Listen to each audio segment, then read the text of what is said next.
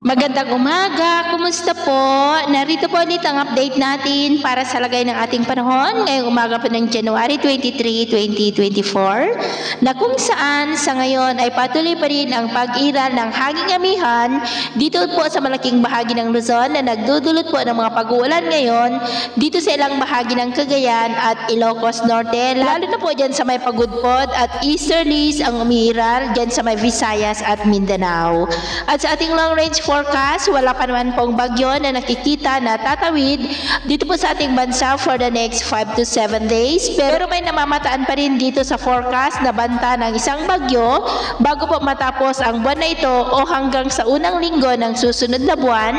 At ang development nito ang ating babantayan kung matutuloy po yan o hindi. At sa lagay ng ating panahon, ngayong madaling araw ay maayos pa rin ang panahon sa malaking bahagi ng ating bansa pero may tsansa pa rin ng mga isolated rain dito po sa may Cagayan, ilang bahagi ng Isabela, Polillo Island, Oriental Mindoro, Quezon, Santa Elena, Mercedes, Aklan, Eastern Samar, Leyte, Dinagat Island, Zamboanga at dyan po sa may Tawi-Tawi. At mamaya ay sisikat po ang araw sa malaking bahagi ng ating bansa pero may tsansa pa rin ng maulap na kalangitan with isolated rains dito po sa may Cagayan, Apayao, Isabela, Polillo Island, northern part ng Quezon, Aklan, ilang bahagi ng Leyte, Zamboanga at Sulu Archipelago. At mamayang hapon, mas mataas na ang tsansa ng mga pag-ulan dito po sa malaking bahagi ng Cagayan Valley, Cordillera, Ilocos Sur, La Union, maulap na kalangitan with isolated rains rin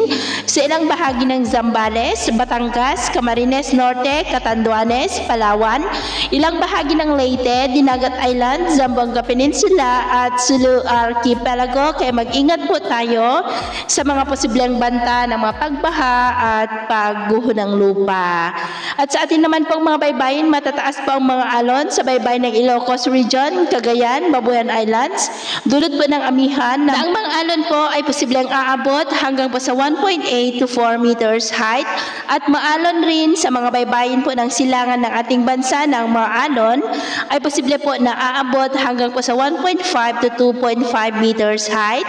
Kaya wasan muna natin ang papalaot dyan po sa mga may kulay pula para mas makaiwas sa mga sakunang pangkaragatan. So yun po ang latest update natin sa araw na ito. At ako po muli si James na nagsasabing sa kahit na pagsubok po na darating sa ating buhay, huwag na huwag po tayong mawawalan ng pag-asa. Thank you and God bless!